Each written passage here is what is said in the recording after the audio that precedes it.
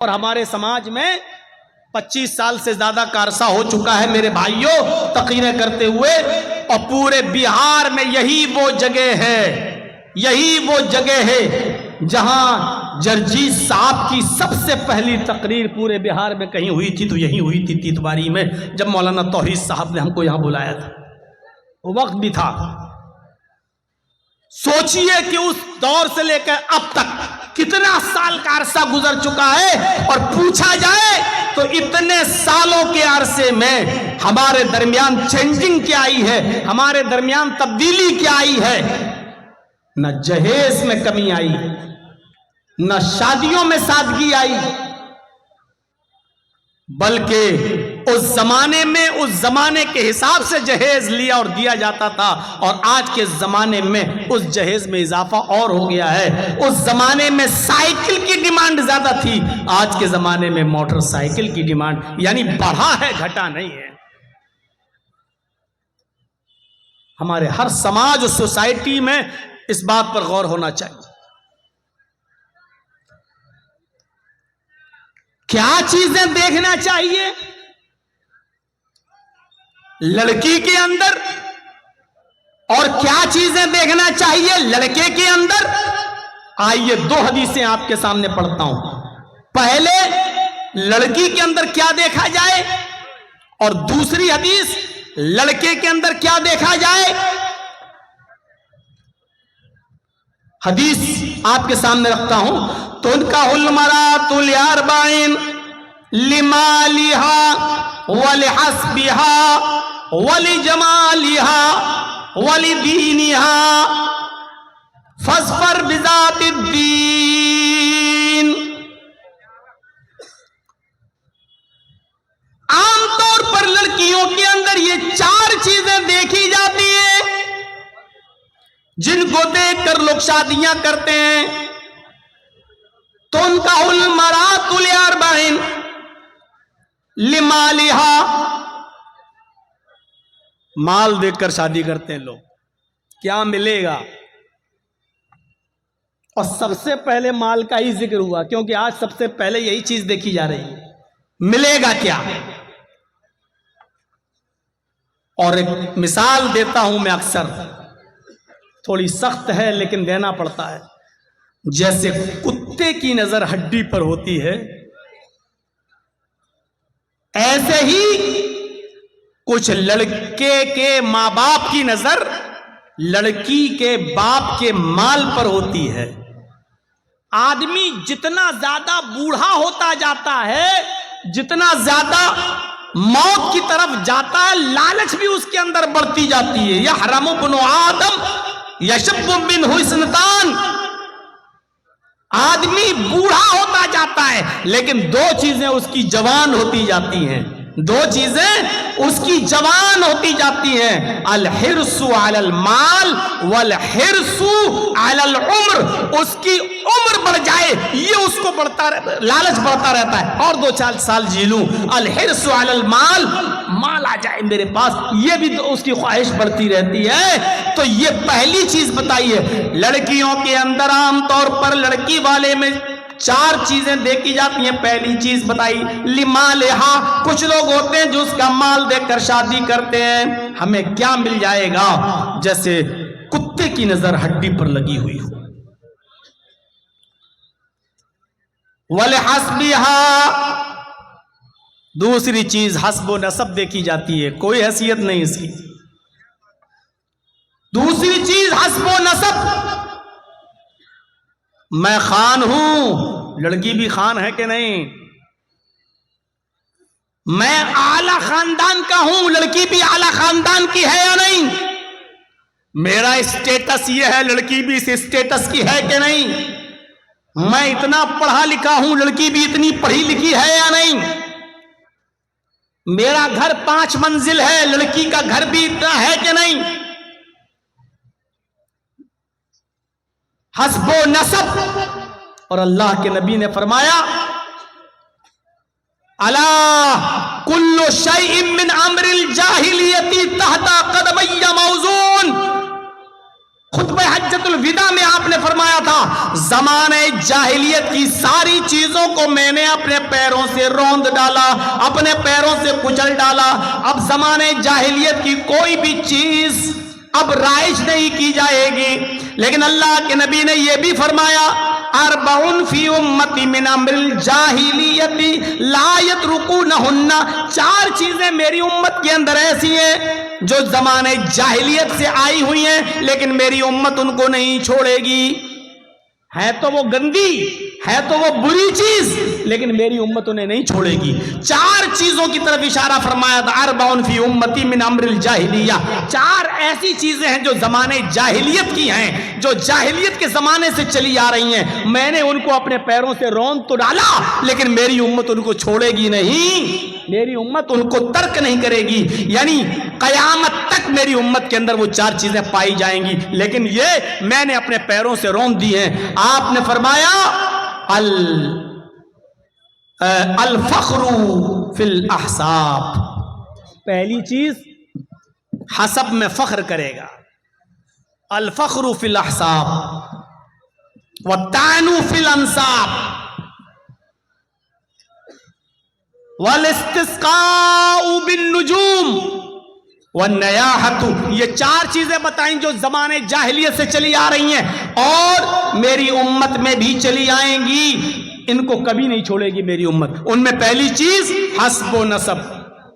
حسب، میں خان ہوں، میں پٹھان ہوں، میں ترک ہوں، میں انصاری ہوں، میں تیلی ہوں، میں یہ ہوں، میں وہ ہوں، میں اونچی قوم کا ہوں، میں اونچی کاسٹ کا ہوں. یہ چیز کبھی میری قوم نہیں چھوڑے گی، میری امت نہیں چھوڑے گی جبکہ اس کی کوئی حیثیت نہیں ہے. الا بالتقوی، اللہ کی یہاں صرف تقوی دیکھا جائے گا، قوم نہیں، نسب نہیں، حسب نہیں. اور دوسری چیز جو میری امت نہیں چھوڑے گی وَالطَّعْنُ فِي الْأَنْسَابِ، نسب کے اندر تانا دینا. اچھا وہ ارے میں اس کے ساتھ شادی کروں گا، ارے نہیں، ارے وہ تو فقیر برادری کا ہے، ارے وہ تو میاں برادری کا ہے، ارے وہ تو گری ہوئی قوم کا ہے، ارے وہ تو لو کاسٹ کا ہے، میری تو ناک کٹ جائے گی اتنے برے خاندان میں. وہ نسب میں تانا دے گا، دوسری چیز. اور تیسری چیز والاستسقاء بالنجوم، میری امت ستاروں کو دیکھ کر بارش حاصل کرے گی. یعنی ستارہ دیکھے کہ یہ ستارہ نکلا ہے اس کا مطلب بارش ہوگی، ستاروں سے بارش حاصل کرے گی. یہ تیسری چیز بھی میری امت میں نہیں چھوٹے گی. اور چوتھی چیز والنیاحت، نوحہ کرنا اور ماتم کرنا، کسی کے مر جانے پر ماتم کرنا، رونا، یہ میری امت نہیں چھوڑے گی. آج بھی دیکھ لیجئے، کسی کا جوان بیٹا مر جائے، چھوٹا بچہ مر جائے، مائیں کھلونے نکال لاتی ہیں، اوڑھنی ادھر گئی، کپڑا ادھر گیا، سر سینہ پیٹ رہی ہیں، قریبان چاک کر بیٹا چلا گیا، یہ کھلونے سے کون کھیلے گا. روتی ہیں، چیختی ہیں، چلاتی ہیں، قریبان چاک کرتی ہیں، بال نوچتی ہیں. والنیاحت، میری امت نوحہ اور ماتم کرنا بھی نہیں چھوڑے گی جبکہ یہ حرام ہے اسلام کے اندر. تو یہ 4 چیزیں نہیں چھوڑے گی. تو والحسب، 4 چیزیں دیکھ کر شادی کرتے ہیں لوگ لڑکی کے اندر. لمالہا، پہلی چیز کیا دیکھی جاتی ہے؟ مال. دوسری چیز کیا دیکھی جاتی ہے؟ حسب و نسب. ولحسبہا، حسب و نسب. اور تیسری چیز لڑکی کی کیا دیکھی جاتی ہے؟ ولجمالہا، خوبصورتی. خوبصورت کتنی ہے، خوبصورتی دیکھ کر شادی کرتے ہیں. 3 چیزیں. اور چوتھی چیز کی طرف اللہ کے نبی اشارہ کر رہے ہیں وَلِدِينِهَا، دینداری دیکھ کر بھی شادی کی جاتی ہے. 4 چیزیں بتانے کے بعد آپ نے فرمایا فَاظْفَرْ بِذَاتِ الدِّينِ، او لوگو دینداری کو ترجیح دو، او لوگو دیندار لڑکی کو اولیت دو، فوقیت دو، اسی کو درجہ دو. یعنی یہ 3 چیزیں مت دیکھو. ہاں کسی میں 4 چیزیں پائی جائیں تو بہت اچھی بات ہے، لیکن ترجیح کس کو دو؟ یہ نہیں کہا کہ خوبصورتی مت دیکھو، یہ نہیں کہا کہ حسب و نسب نہ ٹھیک ہے دیکھو، لیکن اگر کسی کے اندر حسب و نسب نہیں ہے، اگر کسی کے اندر آپ خوبصورتی نہیں ہے، اگر کسی کے اندر لمال کیا کیا کہا، مال اور دولت نہیں ہے، دینے کی طاقت نہیں ہے، لیکن اگر کوئی لڑکی دیندار ہے تو پھر تین چیزیں مت دیکھو، دینداری دیکھو اور دینداری کو معیار بناؤ، اور اسی دینداری کو دیکھ کر اپنے بیٹے کا نکاح اس بیٹی کے ساتھ، اس لڑکی کے ساتھ کر دو۔ لڑکی کے اندر دینداری دیکھو، فاصبر بذات الدین، دین کو ترجیح دو۔ حضرت عمر فاروق کا وہ مشہور واقعہ آپ کو معلوم ہوگا، حضرت عمر فاروق رات کی تاریکی میں گشت کر رہے ہیں، رات کے اندھیرے میں نکل کر جا رہے ہیں، دیکھتے ہیں کہ کس کے گھر میں چولہا جلا، کس کے گھر میں چولہا نہیں جلا۔ حضرت عمر فاروق رات میں ایک گھر کے پاس سے گزرے جہاں ایک بوڑھی عورت کی آواز آ رہی تھی، اور وہ بوڑھی عورت زور زور سے کہہ رہی تھی اپنی بیٹی سے کہ بیٹی اٹھو، بیٹی اٹھو، اندھیرا ہے، اس اندھیرے کا فائدہ اٹھاؤ، ہم لوگ دودھ کا بزنس کرتے ہیں، دودھ بیچتے ہیں، اس لیے دودھ میں پانی ملا دو، بیٹی اٹھو دودھ میں پانی ملا دو۔ وہ بیٹی اٹھتی ہے اور زور سے اپنی ماں سے کہہ رہی ہے کہ ماں میں دودھ میں پانی نہیں ملاؤں گی۔ حضرت عمر نے منادی کی ہے، عمر فاروق کا اعلان ہوا ہے، امیر المومنین نے اعلان جاری کروایا ہے، اگر دودھ میں پانی ملا ہوا کسی کے یہاں ملتا ہے تو ایسے شخص کو کڑی سے کڑی سزا دی جائے گی۔ ماں کہتی ہے بیٹی عمر تھوڑی دیکھ رہے ہیں، اس رات کے اندھیرے میں عمر کو کیا پتا، تو دودھ میں پانی ملا، مجھے تیری شادی کرانا ہے، تیرے لیے اچھا لڑکا دیکھنا ہے، ہمارے پاس غریبی اور غربت کی وجہ سے ہم تیرے ہاتھ پیلے نہیں کر پا رہے ہیں، مجھے تیرا رشتہ بھی تو کرنا ہے، اس لیے اس کام کے علاوہ کوئی اور کام بھی تو نہیں ہے ہمارے پاس، بیٹی تم دودھ میں پانی ملاؤ۔ عمر تھوڑی دیکھ رہا ہے، عمر کو کیا پتا کہ ہم نے دودھ میں پانی ملایا ہے، جاؤ میں کہہ رہی ہوں تم دودھ میں پانی ملاؤ۔ بیٹی چیخ کر کہتی ہے ماں عمر نہیں دیکھ رہا ہے تو کیا ہوا، عمر کا رب تو دیکھ رہا ہے، ہم عمر کے سوال جواب سے تو بچ جائیں گے لیکن قیامت کے دن اللہ کے سوال و جواب سے کیسے بچیں گے۔ ماں میں دودھ میں پانی نہیں ملاؤں گی، عمر نہیں دیکھ رہا تو کیا ہوا، عمر کا رب تو دیکھ رہا ہے۔ حضرت عمر فاروق کے کان میں یہ آواز جاتی ہے ماں اور بیٹی کی۔ حضرت عمر نے اپنے قاصد سے کہا، اپنے ساتھی سے کہا اس مکان کا نمبر نوٹ کر لو، یہ مکان نمبر نوٹ کر لو، اور صبح جب دربار خلافت میں بیٹھے حضرت عمر، صبح جب دربار خلافت میں بیٹھے حضرت عمر تو ان دونوں کو بلوایا، قاصد کے ذریعے جاؤ اور ماں بیٹی دونوں کو بلا کر لاؤ۔ قاصد آتا ہے، ماں اور بیٹی دونوں سے کہتا ہے کہ تم دونوں کو حضرت عمر آفس میں بلا رہے ہیں، دربار میں بلا رہے ہیں۔ ماں اور بیٹی دونوں آتے ہیں۔ حضرت عمر نے پوچھا ماں سے، بڑھیا سے، کل تم دودھ میں پانی ملانے کی بات کر رہی تھی، کیا ہوا؟ بڑھیا سمجھ گئی کہ حضرت عمر کو پتہ چل گیا، اب مجھے سزا دی جائے گی۔ بڑھیا صفائی پیش کرنے لگی، امیر المومنین ہاں میں نے دودھ میں پانی ملانے کے لیے کہا تھا لیکن میری بیٹی نے دودھ میں پانی نہیں ملایا۔ حضرت عمر نے کہا میں یہ بھی جانتا ہوں کہ تیری بیٹی نے دودھ میں پانی نہیں ملایا، میں جانتا ہوں، اس لیے تو تم دونوں کو میں نے یہاں بلایا ہے، بتاؤ اس لڑکی کا کہیں رشتہ ہوا، اس لڑکی کی کہیں شادی ہوئی؟ کہا نہیں امیر المومنین، مجھ جیسے غریب لوگوں کو رشتہ کہاں ملتا ہے، غریبی نے مجبور کر دیا، اس لیے ابھی اس لڑکی کا رشتہ نہیں کر پائی، میں کر دوں گی جلدی۔ حضرت عمر فاروق نے کہا کہ تمہیں رشتہ دیکھنے کی ضرورت نہیں ہے، میرا بیٹا خالی ہے اور میں اپنے بیٹے کے لیے تمہاری بیٹی کا ہاتھ مانگ رہا ہوں، اس لیے نہیں کہ تم غریب ہو بلکہ صرف اس لیے کہ تیری بیٹی سے شادی اپنے بیٹے کے ساتھ میں اس لیے کر رہا ہوں کیونکہ تیری بیٹی دیندار ہے، یہ عمر سے نہیں عمر کے رب سے ڈرتی ہے، یہ عمر سے نہیں عمر کے رب سے ڈرتی ہے، اور میں یہی چاہتا ہوں کہ لوگ عمر سے نہیں عمر کے رب سے ڈرنے والے بن جائیں۔ تیری بیٹی کو عمر کا خوف نہیں ہے، عمر کے رب کا خوف ہے، اس لیے میری بہو بننے کے لائق ہے، میرے بیٹے کی بیوی بننے کے لائق ہے، میں نے اپنے بیٹے کے لیے تیری بیٹی کو پسند کیا ہے۔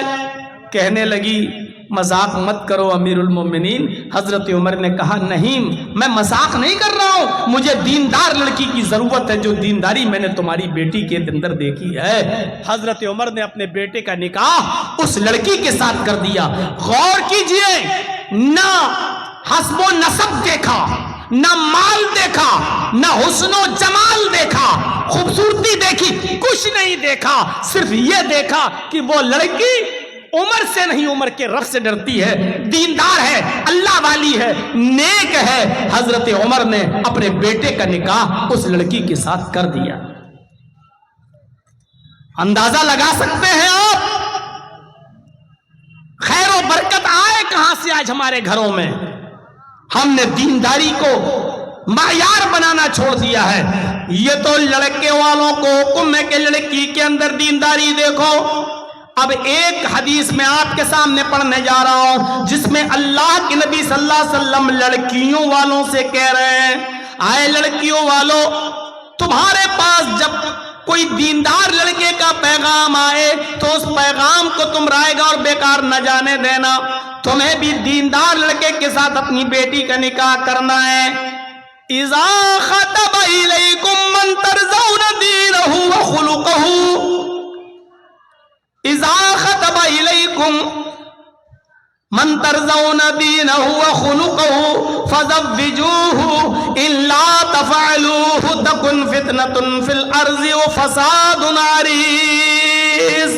یہ ہے وہ حدیث، اللہ کے نبی جناب محمد رسول اللہ صلی اللہ علیہ وسلم نے لڑکیوں کے ماں باپ سے فرمایا، لڑکیوں کے ماں باپ کو حکم دیا، آئے لڑکیوں والوں، آئے لڑکیوں کے ولی، آئے لڑکیوں کے سرپرستوں، آئے لڑکیوں کے ماں باپ، جب تمہارے پاس تمہاری بیٹی کے لیے، تمہاری بیٹی سے رشتے کے لیے کسی لڑکے کا پیغام تمہارے گھر پہ آئے اور وہ لڑکا دیندار ہو اور وہ لڑکا بااخلاق ہو، بااخلاق ہو، ترضون دینہ وخلقہ، اس لڑکے کا دین اور اس کا اخلاق تمہیں پسند آ جائے، یعنی اس لڑکے کی دینداری میں تمہیں کوئی شکایت نظر نہ آئے، اس لڑکے کے نیک ہونے میں اور بااخلاق ہونے میں تمہیں کوئی کمی نظر نہ آئے، تو آئے لڑکیوں والوں، اپنی بیٹی کا نکاح اس لڑکے کے ساتھ کر دو، اس کا پیغام اپنے گھر سے خالی مت جانے دینا، اس لڑکے کا پیغام اپنے گھر سے خالی مت لوٹانا، اس کے ارادے کو مت توڑنا، اس کے پیغام کو مت لوٹانا، حسب و نسب دیکھتے ہوئے، اپنی اسٹینڈری دیکھتے ہوئے اس دیندار لڑکے کے ساتھ اپنی بیٹی کا رشتہ ٹھکرا مت دینا، اپنی بیٹی کا نکاح اس لڑکے کے ساتھ کر دینا، فزوجوہ، اپنی بیٹی کا نکاح اس کے ساتھ کر دینا، اور پھر وارننگ دی، کیئرفل کیا، الا تفعلوہ تکن فتنۃ فی الارض وفساد عریض۔ آئے لڑکیوں کے ماں باپ، آئے لڑکیوں والوں، اگر اس لڑکے کا پیغام تمہارے گھر سے خالی چلا گیا، اگر تم نے اپنی بیٹی کا نکاح اس دیندار لڑکے سے نہیں کیا تو زمین کے اوپر فتنہ پھیل جائے گا، تکن فتنۃ فی الارض، زمین پر فتنہ پھیلے گا، وفساد عریض، اور لمبا چوڑا فساد برپا ہو جائے گا، یعنی دیندار لڑکے تمہیں نہیں ملیں گے تو بد کردار بدکماش لڑکوں سے جب تم اپنی لڑکیوں کا نکاح کرو گے تو زمین میں فتنے دیکھو گے، طلاق کے فتنے اور فساد تم زمین کے اوپر دیکھو گے۔ اس لیے دیندار لڑکے کا پیغام اگر تمہاری بیٹی کے ساتھ تمہارے گھر پہ آ جائے تو تمہیں اس کو نا امید نہیں لوٹانا ہے، اس کو ہر حال میں تمہیں اپنی بیٹی کا نکاح اس لڑکے کے ساتھ کر دینا ہے۔ لیجئے صاحب، کتنا زبردست حکم ہے لڑکیوں والوں کو، اب صاحب کہو کہ ہاں لڑکا تو نیک ہے، نمازی ہے، تہجد گزار ہے، بہت اچھا ہے، اخلاق بھی اچھا ہے، لیکن میرے سٹیٹس کا نہیں ہے، میری لڑکی اتنی پڑھی لکھی، اس آدمی کے ساتھ نکاح کریں گے؟ اس کے ساتھ غریب ہے، ہم اس کے ساتھ نکاح نہیں کر سکتے۔ اگر اس لڑکے کی دینداری تمہاری سمجھ میں آ رہی ہے، اگر اس لڑکے کا اخلاق تمہاری سمجھ میں آ رہا ہے، تو اس کا پیغام لوٹانے کا کوئی حق نہیں ہے۔ اِلَّا تَفْعَلُوهُ تَكُنْ فِتْنَةٌ فِي الْأَرْضِ، اگر تم نے ایسا نہ کیا اور پیغام لوٹا دیا، اپنی بیٹی کا نکاح اس کے ساتھ نہیں کیا، تو زمین میں فتنہ پھیل جائے گا، وہ فساد عریض، اور لمبا چوڑا فساد برپا۔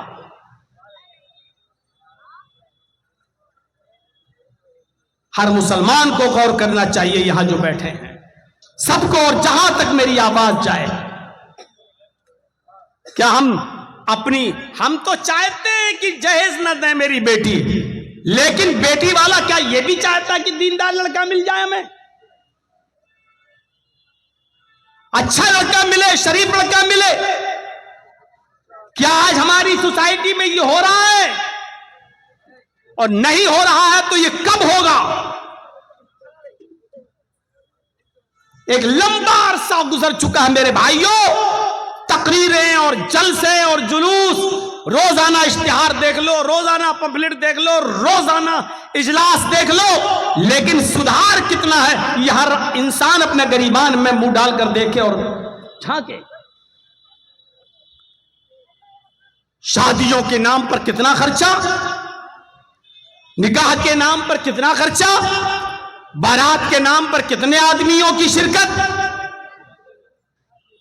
ان اعظم النکاح برکتن ایسرها مؤونتن، اللہ کے نبی صلی اللہ علیہ وسلم فرماتے ہیں کہ سب سے زیادہ بابرکت نکاح تو وہ ہوتا ہے، ان اعظم النکاح برکتن، برکت کے اعتبار سے سب سے اچھا نکاح اور سب سے بڑا نکاح تو وہ ہے، سب سے زیادہ بابرکت نکاح تو وہ ہے، ایسرها مؤونتن، جس کے اندر خرچہ سب سے زیادہ کم ہو، جس کے اندر خرچ سب سے زیادہ کم ہو، وہ سب سے بڑا بابرکت نکاح مانا جاتا ہے، سب سے اچھا نکاح مانا جاتا ہے شریعت کے اندر۔ لیکن آج ہمارے سماج اور سوسائٹی میں یہ دیکھا جاتا ہے کہ اس نے اپنی بیٹی کی شادی میں کتنا خرچ کیا، اس نے اپنے بیٹے کی شادی میں کتنا خرچ کیا۔ آج خرچ سے معیار دیکھا جاتا ہے کہ کس کی شادی اچھی ہوئی کس کی بری۔ اللہ کے رسول نے اچھی اور بری شادی، بابرکت اور غیر برکتی شادی کی نشاندہی بتا دی ہے۔ آپ نے فرمایا ان اعظم النکاح برکتن ایسرها مؤونتن، برکت کے اعتبار سے سب سے اچھا نکاح وہ ہے، سب سے بڑا نکاح وہ ہے، سب سے بابرکت نکاح وہ ہے جس کے اندر خرچہ سب سے زیادہ کم ہو، یعنی جس شادی میں خرچہ جتنا کم ہوگا وہ اتنا ہی بابرکت نکاح ہوگا۔ اس کا الٹا مفہوم اگر آپ نکالیں گے تو اس کا الٹا مفہوم یہ نکلے گا، جس نکاح میں خرچہ جتنا زیادہ ہوگا وہ برکت کے اعتبار سے اتنا ہی خالی ہوگا، جس نکاح میں جتنا زیادہ خرچہ ہوگا برکت کے اعتبار سے وہ اتنا کمزور ہوگا وہ نکاح۔ فضول خرچی ہمارے سماج کو کھا گئی، ہمارے سماج کو چاٹ گئی، ہمیں تحس نحس کر دیا۔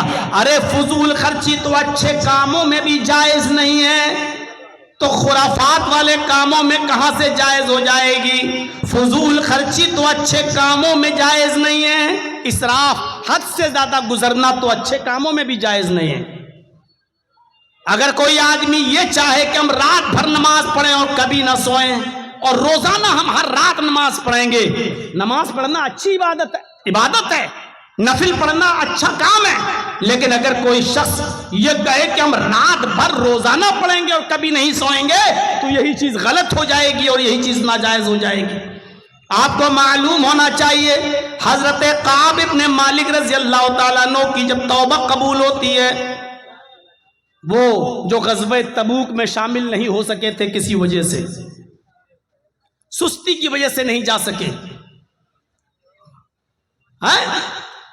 اندازہ لگا سکتے ہیں آپ کعب ابن مالک اللہ کے رسول صلی اللہ علیہ وسلم کو حکم ہوتا کعب ابن مالک کا بائیکاٹ کرو، ان کا بائیکاٹ کر دیا جاتا ہے۔ 2 مہینے تک ان کا بائیکاٹ رہتا، 50 دن تک ان کا بائیکاٹ رہتا ہے۔ پھر ایک دور آتا ہے کہ مسجد سے بھی ان کو حکم دیا جاتا ہے کہ آپ مسجد میں بھی نہیں آئیں گے۔ لوگوں کو حکم دیا جاتا ہے کہ کوئی بھی آدمی سلام کا جواب نہیں دے گا، کعب ابن مالک سے مصافحہ نہیں کرے گا، ہاتھ نہیں ملائے گا۔ کعب ابن مالک کے اوپر کیا گزر رہی تھی۔ پھر ایک دن آتا ہے ان 50 دنوں میں کہ کعب ابن مالک کو حکم ہوتا ہے کہ اپنی بیوی سے الگ ہو جاؤ۔ کہنے لگے اللہ کے نبی کیا میں اپنی بیوی کو طلاق دے دوں؟ فرمایا نہیں، طلاق مت دو، بس اپنی بیوی سے خدمت نہ لو، اپنی بیوی کو سے الگ رہو۔ نہ پانی منگوا سکتے ہو، نہ کھانا اپنے پاس منگوا سکتے ہو، آپ اپنی بیوی سے بھی بات نہیں کر سکتے ہو۔ انہوں نے اپنی بیوی کو اپنے مائکے بھیج دیا۔ 50 دن ان حالت میں گزرتا ہے۔ حضرت کعب ابن مالک کہتے ہیں کہ میرے لیے یہ 50 دن اتنی مشکل سے گزرے کہ میں سوچتا تھا زمین پھٹ جائے، میں اس کے اندر دھس جاؤں، میں زندہ کیوں؟ کبھی میں کسی سے سلام کرتا تھا تو کوئی میرے سلام کا جواب بھی نہیں دیتا تھا، کیونکہ اللہ کے نبی صلی اللہ علیہ وسلم نے لوگوں کو منع کر دیا تھا۔ 50 دن کے بعد ان کی توبہ قبول ہوتی ہے اور اللہ تعالیٰ نے وحی نازل کی۔ اللہ کے نبی کو بتا دیا کہ اللہ نے کعب ابن مالک کی توبہ کو قبول کر لیا، اب ان کو مسجد میں بلائیے اور آپ بھی ان سے مصافحہ کیجئے، ان سے معانقہ کیجئے اور لوگوں کو بھی ان سے ملنے دیجئے۔ اللہ تعالیٰ نے ان کی اس غلطی کو معاف کر دیا، جو غزوہ تبوک میں وہ نہیں جا سکے تھے، اللہ نے ان کے اس غلطی کو معاف کر دیا، آپ بھی معاف کر دیجئے۔ ایک قاصد آتا ہے اور کعب ابن مالک سے کہتا ہے کعب اللہ کے نبی نے آپ کو بلایا ہے، مسجد کے اندر موجود ہیں، نبی اکرم نے آپ کو بلایا ہے، اللہ تعالیٰ نے آپ کی توبہ کو قبول کر لیا۔ حضرت کعب کہتے ہیں کہ اس سے بڑا خوشی کا دن میرے لیے کوئی دن نہیں تھا۔ دوڑتے ہوئے مسجد کے اندر آئے، اللہ کے نبی جناب محمد رسول اللہ سے مصافحہ کیا، آپ سے معانقہ کیا، آپ کے گلے لگ گئے، مارے خوشی میں کہنے لگے اے اللہ کے نبی آج میں اتنا خوش ہوں کہ دل کرتا ہے کہ اپنا سارا کا سارا مال صدقہ کر دوں۔ صدقہ کرنا کتنی بڑی عبادت ہے، صدقہ کرنا کتنا اچھا کام ہے، صدقہ کرنا کتنا اچھا کام ہے، لیکن اللہ کے نبی صلی اللہ علیہ وسلم نے فرمایا امسک علیک بعض مالک، آئے کعب ابن مالک تم اپنا سارا کا سارا مال صدقہ نہیں کر سکتے ہو، سارا کا سارا مال اللہ کی راہ میں خیرات نہیں کر سکتے ہو، اپنے پاس کچھ مال روک لو تاکہ تم دوسروں کے سامنے ہاتھ نہ پھیلاتے پھرو، تم دوسروں کے سامنے بھیک نہ مانگتے پھرو۔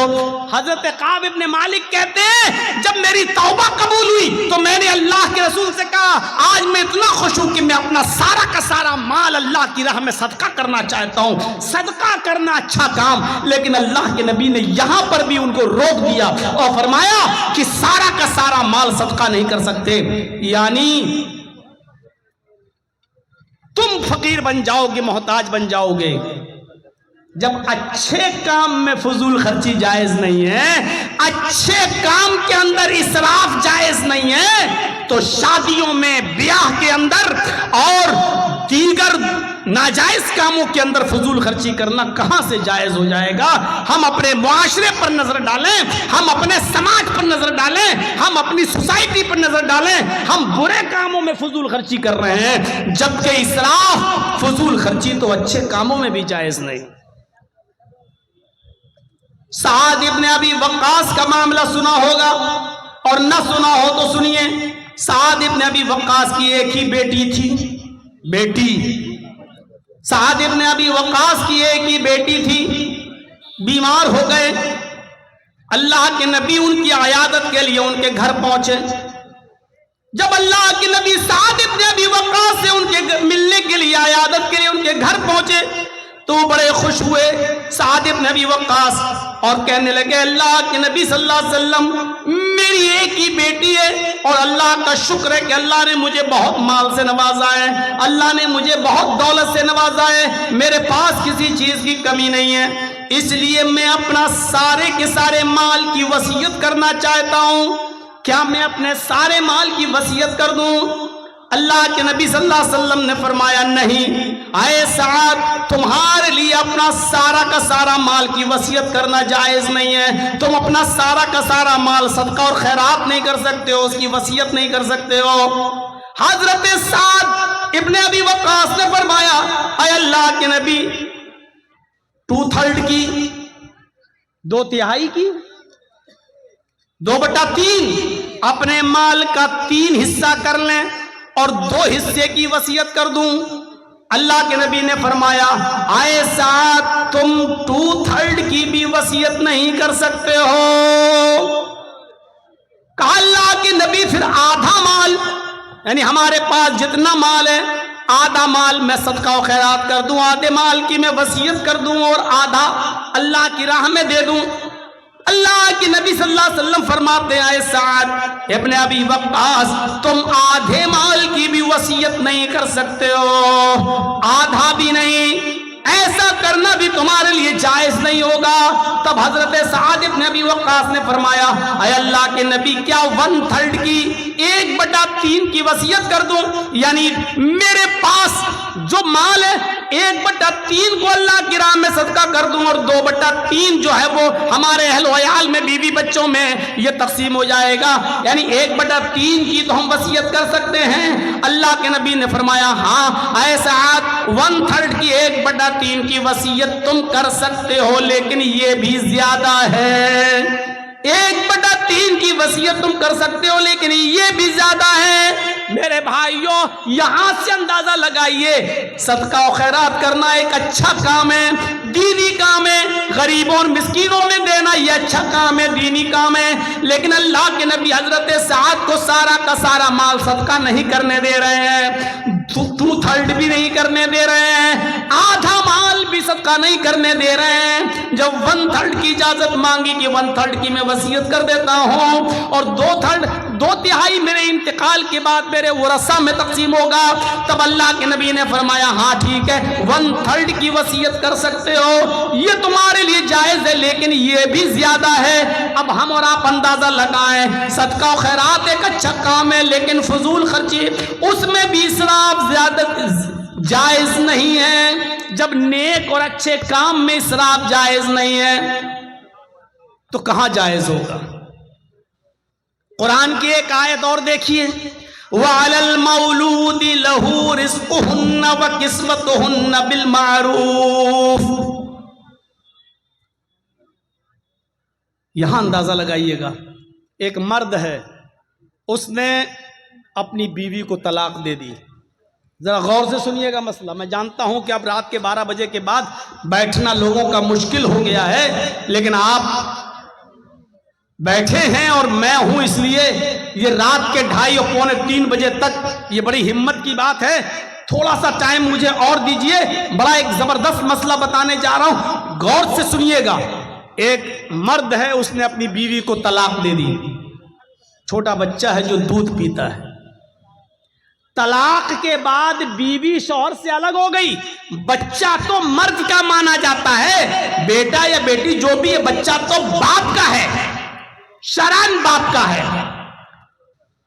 اب یہاں کیا کہا جا رہا ہے؟ ماں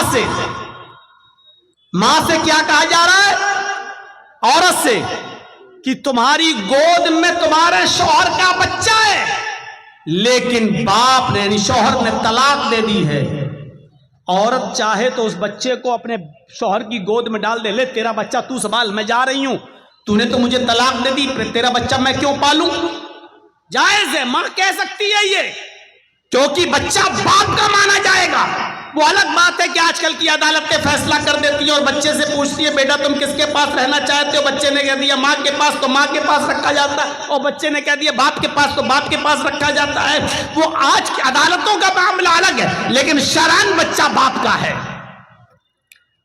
اب باپ کو حکم ہے کہ تم نے اپنی بیوی کو طلاق تو دے دی ہے، لیکن بچہ چونکہ چھوٹا ہے وہ اپنی ماں کا دودھ پیتا ہے، اس لیے بچہ تو اپنی ماں کا دودھ ہی پیے گا۔ یہاں عورت کو حکم ہے کہ وہ اپنے بچے کو دودھ پلانے سے منع نہیں کرے گی، اگرچہ وہ شوہر کا ہے، لیکن جب تک دودھ پیے گا تب تک عورت اس بچے کو دودھ پلائے گی۔ 2 سال دودھ پلائے گی، اور باپ کو حکم یہ دیا جا رہا ہے کہ جب تک وہ بچہ اپنی ماں کا دودھ پیے گا اس وقت تک اس کے کھانے کا، پینے کا، پہننے کا خرچہ پورا کا پورا باپ اٹھائے گا، شوہر اٹھائے گا اس کا۔ یہ مطلب ہدایت کا، وَعَلَى الْمَوْلُودِ لَهُ، جس کا وہ بچہ ہے اسی کے ذمہ ہے رزقهن وکسوتهن، اس عورت کو کھلانا اور پلانا اور پہنانا، یعنی کپڑا بھی شوہر دے گا اور کھانا پانی بھی اس کو وہی شوہر دے گا جب تک وہ عورت اس کے بچے کو دودھ پلائے گی۔ لیکن یہ کھانا پینا اور خرچہ کتنا دے گا شوہر؟ بالمعروف، سماج میں جو چلن ہے، سماج میں جو دستور ہے وہ خرچہ دے گا۔ اگر سماج میں دال چاول کھایا جاتا ہے تو دال چاول کھلائے گا، یہ نہیں کہ دال چاول چلتا ہے اور عورت کہے گی تیرے بچے کو دودھ پلا رہی نا، بریانی دے ہمیں پورے 2 سال تک، ہم قورمہ کھائیں گے 2 سال تک، ہم نہیں۔ غور کیجئے، ادھر بھی اسراف اور فضول خرچی سے منع کر رہا ہے اسلام۔ کیا کہہ رہا ہے؟ رزقهن وکسوتهن بالمعروف، کپڑا بھی پہناؤ گے تم، لیکن جو سماج میں چلتا ہوگا، اگر 500 روپے کی ساڑی چلتی ہے تو 500 روپے کی ساڑی تمہیں دینا ہے، اگر 500 روپے کا کپڑا چلتا ہے تو 500 روپے کا کپڑا تمہیں لے کے دینا ہے۔ سماج میں جس چیز کا چلن ہے اس کے حساب سے، یہ نہیں کہ وہ 50,000 کا سوٹ مانگے گی تو 50,000 کا سوٹ لا کر آپ دو گے، نہیں۔ تو یہاں پر بھی اسراف سے منع کیا ہے۔ میرے بھائیوں، جب فضول خرچی دین کے کام میں جائز نہیں ہے تو ناجائز کاموں میں اور غیر شرعی کاموں میں کہاں سے جائز ہو جائے گی فضول خرچی؟ تو اس لیے شادی اور بیاہ کے اندر فضول خرچی سے ہمیں اپنے معاشرے کو پاک کرنا ہے، اپنے معاشرے کو صاف کرنا ہے، فضول خرچی سے ہمیں اپنے آپ کو بچانا ہے۔